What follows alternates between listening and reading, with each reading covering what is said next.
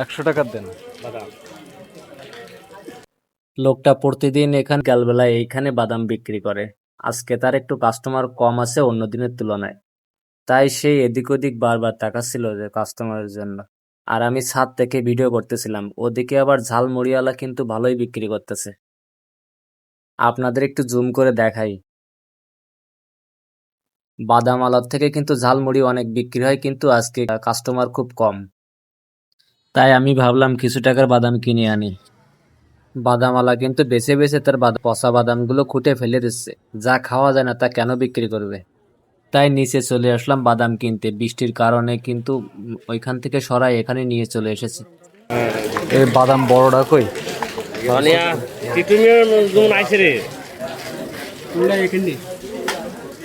কত করে সাজান? 30 টাকা করে।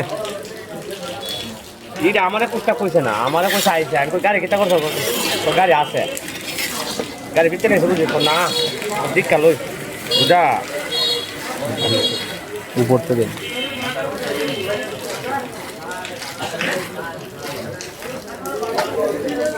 জানে তুই তারও দীক্ষা লই তো।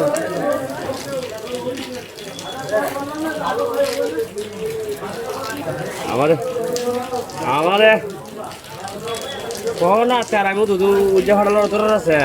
লবণ একটু বেশি করে দিয়ে দিন। আমিও মনে কয়ালে খেয়েছি বুঝা, আমি তো